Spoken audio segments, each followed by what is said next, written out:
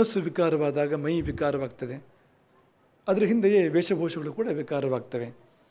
ನಮ್ಮ ಉಪಾಧ್ಯಾಯರು ನಮ್ಮ ಅಧ್ಯಯನ ಸಮಯದಲ್ಲಿ ಹೇಳ್ತಾ ಇದ್ದರು, ರಾಕ್ಷಸರಾಗಿದ್ದೆ ಹೇಗೆ ಅಂದರೆ, ಇವರು ಒಂದು ಕಾಲದಲ್ಲಿ ಮನುಷ್ಯರಾಗೆ ಇದ್ದಿರ್ಬೋದು, ಆದರೆ ಸ್ವಭಾವ ಕ್ರೂರವಾದ ಮೇಲೆ, ಹಾಗೆ ತಲೆಮಾರುಗಳು ಕಳೆದ ಮೇಲೆ ಪ್ರಕೃತಿ ತಾನಾಗಿ ಅದಕ್ಕೆ ತಕ್ಕಂಥ ಬದಲಾವಣೆಗಳನ್ನು ಮಾಡ್ತದೆ.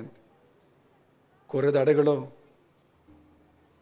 ಅಥವಾ ಒರಟಾದ ಕೂದಲುಗಳೋ ಮೈಯೋ ಎಲ್ಲ ಯಾವಾಗ ಬಂತು ಅಂದರೆ ಮನಸ್ಸು ಒರಟಾದ ಮೇಲೆ, ಹಾಗೆ ತಲೆಮಾರು ಕಳೆದ ಮೇಲೆ ಪ್ರಕೃತಿ ಶರೀರದಲ್ಲಿ ಬದಲಾವಣೆಗಳನ್ನು ತಂದು ಬಿಡ್ತದೆ ಅಂತ.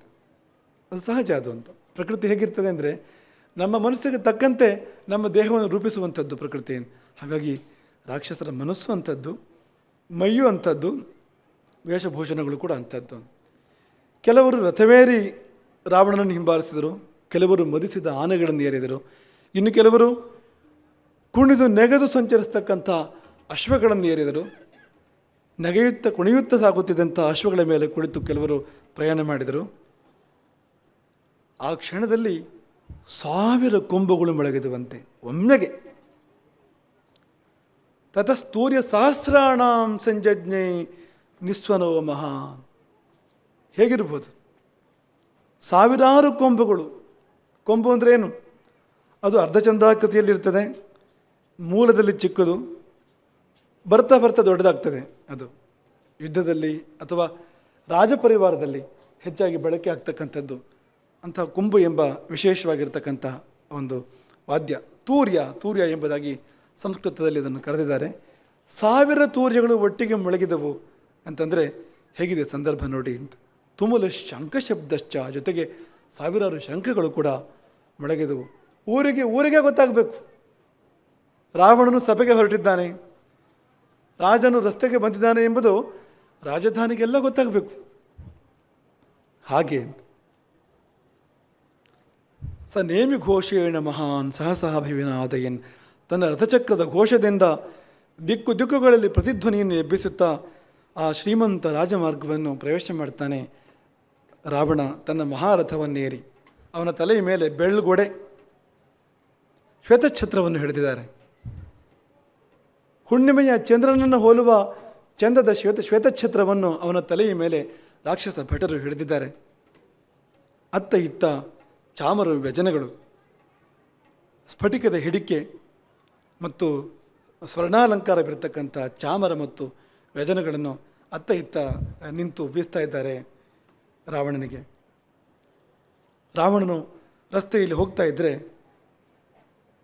ಅವನ ರಥದ ಮೇಲಿದ್ದರೆ ಯಾರ್ಯಾರು ನೆಲದಲ್ಲಿ ನಿಂತ್ಕೊಂಡಿದ್ದರೋ ಆ ರಾಕ್ಷಸರೆಲ್ಲರೂ ಕೂಡ ತಲೆಬಾಗಿ ವಂದಿಸ್ತಾ ಇದ್ದಾರೆ ರಾವಣನಿಗೆ.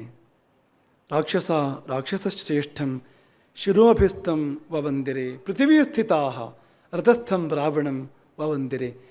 ನೆಲದಲ್ಲಿ ನಿಂತ ರಾಕ್ಷಸರೆಲ್ಲರೂ ಕೂಡ ರಥದ ಮೇಲಿದ್ದ ಆ ರಾವಣನನ್ನು ಅಭಿವಂದಿಸಿದರು. ಅಂತೂ ಭವ್ಯ ಮೆರವಣಿಗೆ, ಅತಿಶಯ ಭವ್ಯ ಮೆರವಣಿಗೆ. ಇದು ಹೊರಗೆ. ಒಳಗೆ ಭಯ, ಆತಂಕ. ಈ ಸಮಯದಲ್ಲಿ ಕವಿ ರಾವಣನನ್ನು ಪ್ರಶ್ನೆ ಮಾಡ್ತಾರೆ. ರಾಮಕಥೆಯ ಕವಿ ರಾವಣನನ್ನು ಪ್ರಶ್ನೆ ಮಾಡ್ತಾರೆ, ಎಲ್ಲ ಖಳ ವೈಭವದ ಮೆರವಣಿಗೆ ನಿನ್ನದು, ಆದರೆ ಒಳಮನದೊಳವಿತಿರುವ ನಿನ್ನ ಕಳವಳವನ್ನು ಈ ಮೆರವಣಿಗೆ ಕಳೆಯುವುದೇ? ವೈಭವದ ಮೆರವಣಿಗೆ ಕಳೆಯುವುದೇ ಖಳ? ನಿನ್ನ ಒಳಮನದೊಳವಿತಿರುವ ಕಳವಳವನ್ನು ಚೇಳು ಮುಚ್ಚಿಟ್ಟ ಹಾಗೆ ಅಂತ. ಚೇಳನ್ನು ಹಾವನ್ನು ಮುಚ್ಚಿಟ್ಟ ಹಾಗೆ. ಮುಚ್ಚಿಟ್ಟ ಮಾತ್ರಕ್ಕೆ ಆ ಚೇಳು ಹಾವು ಇಲ್ಲ ಅಂತ ಅರ್ಥವಾದಕ್ಕೆ. ಕ್ಯಾನ್ಸರ್ ಇದೆ ಒಳಗಡೆಗೆ, ಮೇಲೆ ಒಳ್ಳೆ ಅಂಗಿ ಹಾಕ್ಕೊಂಡ್ರೆ ಆ ಕ್ಯಾನ್ಸರ್ ತನ್ನ ಕೆಲಸ ಮಾಡದೆ ಬಿಡ್ತದೆ ಅಂಥ ಸಂದರ್ಭ ಇದು ಅಂತ. ಆರ್ಭಟಕ್ಕೆ ಆರುವುದೇ ಸ್ತ್ರೀ ಶಾಪ ದುರಿಜ್ವಾಲೆ. ಎಷ್ಟು ಪತಿವ್ರತಿಯರ ಶಾಪ ಬಂದಿದೆ ನಿನಗೆ. ನಿನ್ನ ಈ ಆರ್ಭಟದಿಂದ ಆ ಸ್ತ್ರೀ ಶಾಪದ ಉರಿ ಜ್ವಾಲೆ ಅದು ಆರಿ ಹೋಗಲಿಕ್ಕೆ ಸಾಧ್ಯವಾ? ಆರಿ ಹೋಗುವುದಿಲ್ಲ. ಮಾತ್ರವಲ್ಲ, ನಿನ್ನ ಕೊಳಕಾದ ಬಾಳನ್ನು ಆ ಸ್ತ್ರೀ ಶಾಪದ ಪತಿವೃತ್ತಿಯರ ಶಾಪದ ಉರಿ ಜ್ವಾಲೆ ಸುಟ್ಟೆಸೆದೀತು. ಹಾಗಾಗಿ ಖಳನಾಯಕ, ನಾಟಕವನ್ನು ನಿಲ್ಲಿಸು. ಇನ್ನಾದರೂ ಸಾಗು ಸನ್ಮಾರ್ಗದಲ್ಲಿ ಎಂಬುದಾಗಿ ಕವಿ, ರಾಮಕಥೆಯ ಕವಿ ರಾವಣನಿಗೆ ಬುದ್ಧಿ ಹೇಳ್ತಕ್ಕಂಥ ಒಂದು ಸಂದರ್ಭ. ಭಾವದಲ್ಲಿ, ರಾಗದಲ್ಲಿ ಈ ಒಂದು ಸಂದರ್ಭವನ್ನು ನಾವೆಲ್ಲರೂ ಕೂಡ ಆಸ್ವಾದನೆ ಮಾಡೋಣ. ಒಂದು ತತ್ವಚಿಂತನೆ ಇದು. ಎಷ್ಟೋ ಬಾರಿ ಜೀವನದಲ್ಲಿ ನಾವು ಹೊರಗಿನ ಆಡಂಬರ ವೈಭವ ಮಾಡ್ತಾ ಇರ್ತೇವೆ, ಅದರ ಒಳಗೆ ಎಷ್ಟೋ ದೋಷಗಳನ್ನು ಪಾಪಗಳನ್ನು ಇಟ್ಕೊಂಡು ತಿಪ್ಪೆ ಸಾರಿಸೋದು ಅಂತ ಇದಕ್ಕೆ ಶಬ್ದ. ಇದು ಒಳಗೆ ಕೊಳಕಿದೆ, ಮೇಲಿಂದ ಸಾರಿಸಿ ರಂಗೋಲಿ ಹಾಕಿ ಹೂಗಳನ್ನು ಹಾಕಿದರೆ ಒಳಗಿರುವ ಕೊಳಕು ಇದ್ದೇ ಇದೆ ಅಲ್ವಾ, ಅದೆಲ್ಲ ಹೋಗ್ತದೆ ಅದಂತ. ಅದಲ್ಲ ಅಂತ, ಹಾಗಲ್ಲ ಅಂತ. ಗೆದ್ದಲು ಹಿಡಿದಿದೆ ಒಳಗಿನಿಂದ ಮರಕ್ಕೆ, ಹೊರಗಿನಿಂದ ಭವ್ಯವಾಗಿ ಕಾಣ್ತಾ ಇದೆ, ಒಳಗೊಳಗೆ ಗೆದ್ದಲು ಹಿಡಿದಿದೆ, ಆ ಮರ ಬೀಳಲಿಕ್ಕೆ ಹೆಚ್ಚು ಕಾಲ ಇಲ್ಲ ಅಂತ. ಇನ್ನೆಷ್ಟು ದಿನ ಈ ವೈಭವ? ಈಗಲಾದರೂ ಕೂಡ ಇಷ್ಟೆಲ್ಲ ವೈಭವದ ಮಧ್ಯದಲ್ಲಿ ನೀನು ನಿಶ್ಚಿಂತನೆ, ಸುಖಿಯೇ ಇಲ್ಲ. ಒಳಗೆ ಪುಕು ಪುಕು ಪುಕು ಪುಕು, ಹೃದಯ ಡಬ ಡಬ ಬಡಿತಾ ಇದೆ. ಅರ್ಥ ಇಲ್ಲ ಈ ಮೆರವಣಿಗೆಗೆ ಎಂಬ ಕವಿಯ ಭಾವವನ್ನು ನಾವೆಲ್ಲ ಗಾನಾತ್ಮಕವಾಗಿ, ಚಿತ್ರಾತ್ಮಕವಾಗಿ ಆಸ್ವಾದಿಸೋಣ.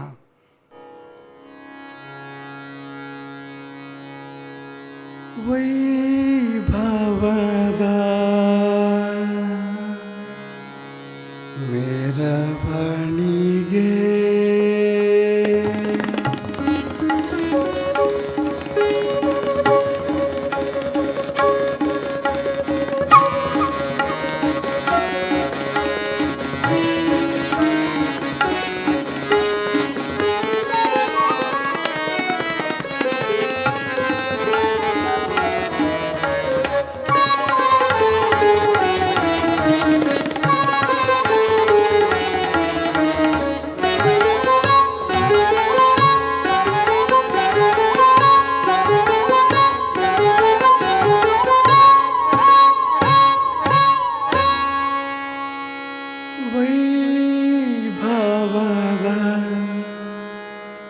ಮೆರವಣಿಗೆ ಕಾಳೆಯುವುದೇ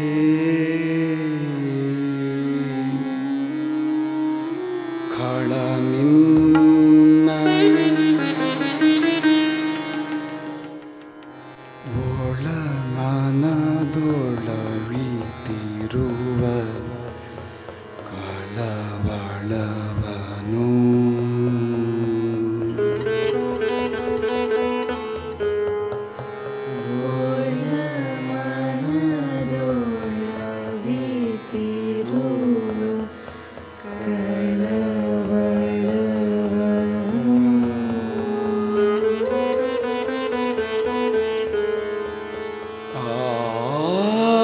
ಭಟಕೆ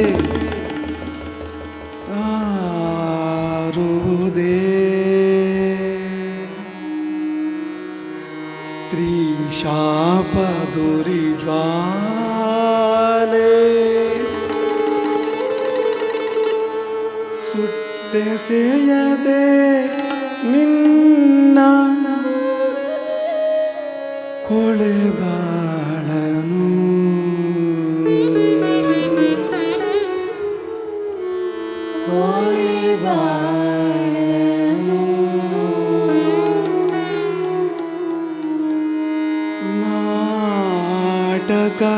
ನಾಟಕವಿದೇಕೆ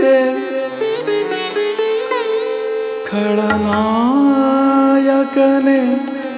ನಿಲ್ಲಿಸೈ ಇನ್ನಾದರೂ ಸಾಗು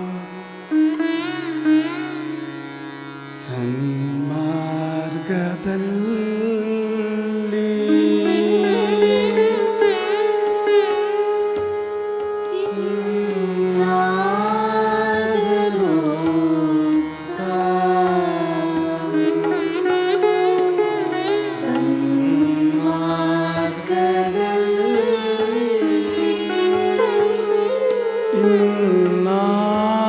ಇನ್ನಾದರೂ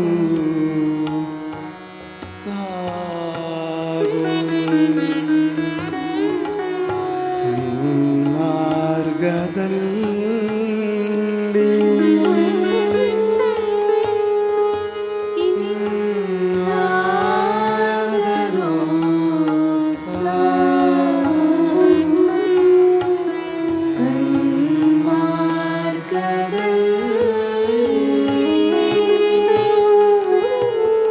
ಇನ್ನಾದರೂ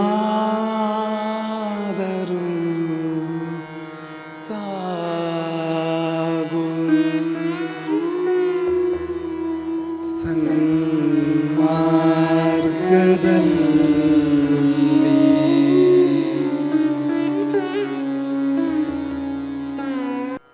ರಾಕ್ಷಸರ ಸ್ತೋತ್ರಗಳು, ಜಯ ಜಯಕಾರಗಳು, ಇವುಗಳ ನಡುವೆ ರಾವಣನು ಸಭೆಯನ್ನು ಪ್ರವೇಶ ಮಾಡಿದ್ದಾನೆ.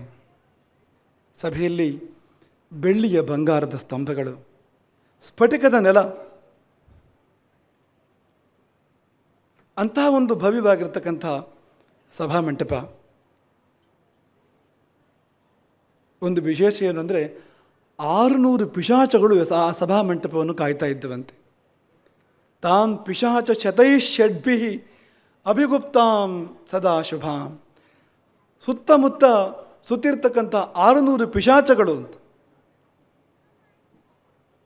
ಚಂದವಾಯಿತು. ರಕ್ಕಸರ ಸಭೆಗೆ ಪಿಶಾಚಗಳ ಕಾವಲು ಇನ್ನು ಹೇಗಿರಬೇಕು ಹೇಳಿ. ಅದು ಅಂತಹ ವಿಶ್ವಕರ್ಮ ನಿರ್ಮಿತವಾಗಿರ್ತಕ್ಕಂಥ ಸಭಾಮಂಟಪವನ್ನು ಸೇರಿ ವೈಡೂರ್ಯಮಯವಾಗಿರ್ತಕ್ಕಂಥ ಸಿಂಹಾಸನವನ್ನು ಏರ್ತಾನೆ. ಆ ಸಿಂಹಾಸನಕ್ಕೆ ಪ್ರಿಯಕವೆಂಬ ಮೃಗದ ಚರ್ಮದಿಂದ ಒಂದು ಆಸ್ತರಣವನ್ನು ಮಾಡಲಾಗಿದೆ. ಆ ಚರ್ಮವನ್ನು ಹಾಸಲಾಗಿದೆ. ಪ್ರಿಯಕವೆಂದರೆ ತುಂಬ ಚಿಕ್ಕ ಜಿಂಕೆಯಂತೆ, ಅದು ತುಂಬ ಚಿಕ್ಕ ಜಿಂಕೆಯಂತೆ. ಅದರ ಚರ್ಮ ಅತ್ಯಂತ ಮೆತ್ತಗಿರುವಂಥದ್ದು, ಅತ್ಯಂತ ಹಿತವಾಗಿರ್ತಕ್ಕಂಥದ್ದು. ಅಂತಹ ಪ್ರಿಯಕದ ಅಜನದಿಂದ ಆವರಿಸಲ್ಪಟ್ಟಿರ್ತಕ್ಕಂಥ ಆ ರತ್ನ ಸಿಂಹಾಸನ, ದೊಡ್ಡ ಹೊರಗದಿಂಬು, ಅದನ್ನು ಏರಿ ಕುಳಿತಿದ್ದಾನೆ ರಾವಣ. ದೂತರಿಗೆ ಆಜ್ಞೆ ಮಾಡ್ತಾನೆ. ಹೇಗೆ ಅಂದರೆ ಈಶ್ವರನಂತೆ, ಒಡೆಯನಂತೆ, ಈಶ್ವರವತ್ ಪ್ರಭುವಿನಂತೆ ದೂತರನ್ನು ಕರೆದು ಅಪ್ಪಣೆ ಮಾಡ್ತಾ ಇದ್ದಾನೆ. ಎಲ್ಲ ಕರೆತನ್ನಿ ಲಂಕೆಯ ಪ್ರಮುಖ ನಾಯಕರೆಲ್ಲರನ್ನು ಕೂಡ ಅಂತ. ಆ ಶಬ್ದ ನೋಡಿ, ನಿಜವಾಗಿ ರಾವಣ ಒಡೆಯನೇ ಹೌದು. ಈಶ್ವರವತ್ ಬೇಕಾಗಿಲ್ಲ, ಅಲ್ಲಿ ಒಡೆಯನಂತೆ ಬೇಕಾಗಿಲ್ಲ.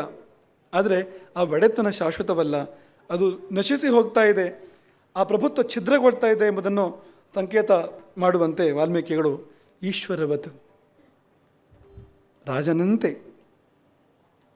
ಅಪ್ಪಣೆ ಮಾಡ್ತಾ ಇದ್ದಾನೆ. ಗತ್ತಿಗೆಯನ್ನು ಕಡಿಮೆ ಇಲ್ಲ.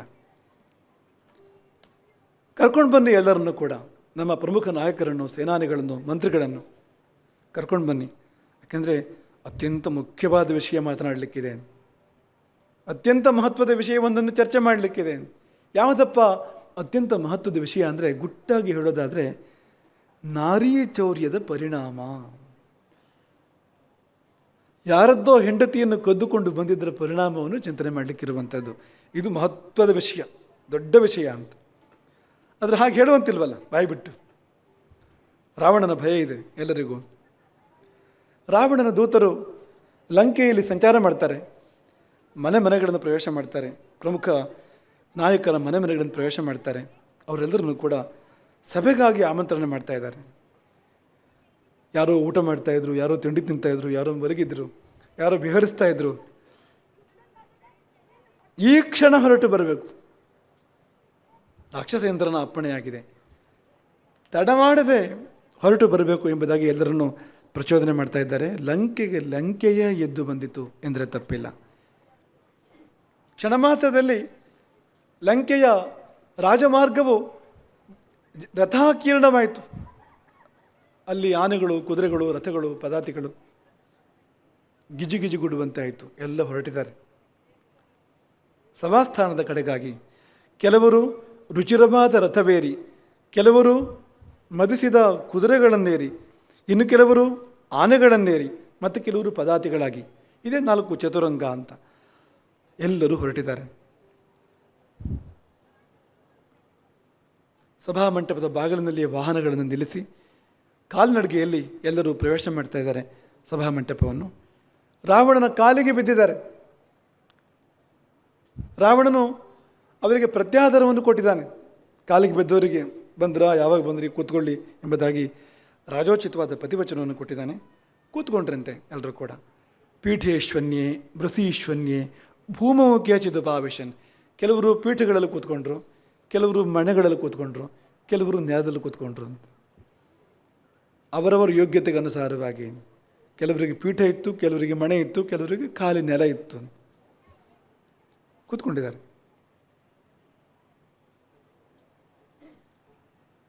ಮಂತ್ರಿಗಳು, ಅಮಾತ್ಯರು, ಹಾಗೆ ಪುರಪ್ರಮುಖರು, ಸೇನಾನಿಗಳು ಇವರೆಲ್ಲ ಬಂದಿದ್ದಾರೆ. ಇಲ್ಲಿ ಮಂತ್ರಿ ಮತ್ತು ಅಮಾತ್ಯ ಎಂಬ ಎರಡು ಶಬ್ದ ಪ್ರಯೋಗ ಮಾಡ್ತಾರೆ.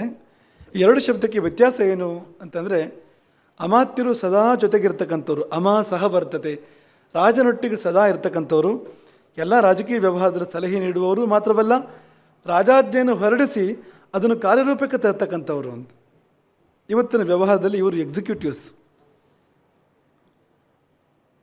ಮಂತ್ರಿಗಳು ಅಗತ್ಯವಿದ್ದಾಗಷ್ಟೇ ರಾಜನ ಮಂತ್ರಾಲೋಚನೆಯಲ್ಲಿ ಭಾಗವಹಿಸ್ತಕ್ಕಂಥವ್ರು, ಅಭಿಪ್ರಾಯ ಕೊಡ್ತಕ್ಕಂಥವ್ರು, ವಸಿಷ್ಠರ ಹಾಗೆ, ವಾಮದೇವರ ಹಾಗೆ. ಈಗಿನ ಪರಿಭಾಷೆಯಲ್ಲಿ ಕೌನ್ಸಿಲರ್ಸ್ ಅವರು. ಇವರು ಕೌನ್ಸಿಲರ್ಸ್, ಅವರು ಎಕ್ಸಿಕ್ಯೂಟಿವ್ಸ್ ಅಂತ. ಎಕ್ಸಿಕ್ಯೂಟಿವ್ ರೋಲ್ ಇದೆ ಅವರಿಗೆ. ಈ ದಶರಥನ ಆಸ್ಥಾನದಲ್ಲಿ ಸಿದ್ಧಾರ್ಥ, ವಿಜಯ, ದೃಷ್ಟಿ, ಮಂತ್ರಪಾಲ ಇವರಿಗೆ ರಾಜಾಜ್ಞೆಯನ್ನು ಕಾರ್ಯರೂಪಕ್ಕೆ ತರ್ತಕ್ಕಂಥ ಜವಾಬ್ದಾರಿ ಇದೆ. ಆದರೆ ವಸಿಷ್ಠ ವಾಮದೇವರಿಗೆ ಹಾಗಲ್ಲ, ರಾಜನಿಗೆ ಸಲಹೆ ಸೂಚನೆ ಕೊಡ್ತಕ್ಕಂಥದ್ದು ಮಾತ್ರ, ಹೀಗೆ ಮಾಡಬೇಕು, ಹೀಗಾಗಬೇಕು ಅಂತ. ಈ ಮಂತ್ರಿಗಳು ಮತ್ತು ಅಮಾತ್ಯರು, ಅನೇಕ ಶೂರ ವೀರರು ಆ ಸಭೆಯಲ್ಲಿ ಬಂದು ಸೇರಿದ್ದಾರೆ. ಕುಂಭಕರ್ಣನು ಬಂದನಂತೆ. ನಿನ್ನೆ ಸಭೆಯಲ್ಲಿ ಇಲ್ಲ ಅವನು, ಕುಂಭಕರ್ಣ. ಯಾಕೆ, ಏನಾಗಿತ್ತು ಅಂದರೆ ಇಲ್ಲಿ ವಿಶ್ರಾಂತಿಯಲ್ಲಿದ್ದರು ಅಂತ.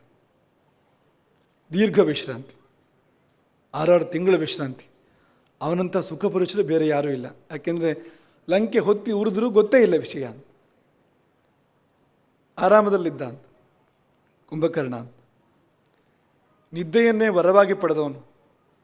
ಇವತ್ತಿನ ಕಾಲವೂ ಹಾಗೆ ಬಂದಿದೆ. ಇವತ್ತು ನಿದ್ದೆಗೆ ಮಾತ್ರ ಬೇಕು ಅಂಥ ಕಾಲದಲ್ಲಿ ನಾವಿದ್ದೇವೆ. ಕುಂಭಕರ್ಣ ವರವನ್ನೇ ಪಡ್ಕೊಂಡಿದ್ದ. ನಮಗೇನು ಕೆಟ್ಟದ್ದು ಅಂತ ಅನಿಸ್ತಾ ಇಲ್ಲ. ಯಾಕೆಂದರೆ 6 ತಿಂಗಳು ನಿದ್ದೆ ಮಾಡ್ತಾ ಇದ್ದ ಅಂದರೆ ಕೊನೆ ಪಕ್ಷ ಅಷ್ಟು ಕೆಟ್ಟ ಕೆಲಸ ಕಡಿಮೆ ಆಯಿತು ಅಂತ, ಅಷ್ಟು ಪಾಪಗಳು ಕಡಿಮೆ ಆದವು, ಅನಾಹುತಗಳು ತಪ್ಪಿದವು. ಎಚ್ಚರ ಆಗಿದೆ ಕುಂಭಕರ್ಣನಿಗೆ. ಅವನಿಗೂ ಹೇಗೋ ಸುದ್ದಿ ಗೊತ್ತಾಗಿದೆ, ಸಭೆ ಇದೆ, ಮುಖ್ಯವಾಗಿರ್ತಕ್ಕಂಥ ಸಮಾಲೋಚನೆ ಇದೆ, ರಾವಣ ಕರೆದಿದ್ದಾನೆ ಅಂತ. ಅವನು ಬಂದರಂತೆ, ಕುಂಭಕರ್ಣನು ಕೂಡ. ಆ ಬಳಿಕ ಮಹಾತ್ಮನಾದ ವಿಭೀಷಣನು ಕೂಡ ಸಭೆಗೆ ಬರ್ತಾನೆ. ರಾವಣನಿಗೆ ಇಷ್ಟವೋ ಕಷ್ಟವೋ ಅದು ಬೇರೆ ಮಾತು. ಆದರೆ ರಾಜ ಸಭೆ ಕರೆದಿದ್ದಾನೆ, ಮುಖ್ಯವಾದ ವಿಷಯ ಚರ್ಚೆ ಆಗಲಿಕ್ಕಿದೆ, ಹೇಳಬೇಕಾಗಿದ್ದನ್ನು ಹೇಳಲೇಬೇಕು ಎಂಬ ಭಾವದಲ್ಲಿ ವಿಭೀಷಣನು ಕೂಡ ರಥವೇರಿ ಅಗ್ರಜನ ಸಂಸತ್ತಿಗೆ, ಅಣ್ಣನ ಸಭೆಗೆ ಆಗಮಿಸಿದ್ದಾನೆ. ಬಂದ ವಿಭೀಷಣನು ಅಣ್ಣನಿಗೆ ನಮಸ್ಕಾರ ಮಾಡಿದ್ದಾನೆ. ವಿಭೀಷಣೋಹಂ ಅಭಿವಾದಗೆ, ವಿಭೀಷಣ ನಾನು ನಮಸ್ಕಾರ ಮಾಡ್ತಾ ಇದ್ದಾನೆ ಎಂಬುದಾಗಿ ಹೇಳಿ ಅಭಿವಾದನ ಮಾಡಿದ್ದಾನೆ.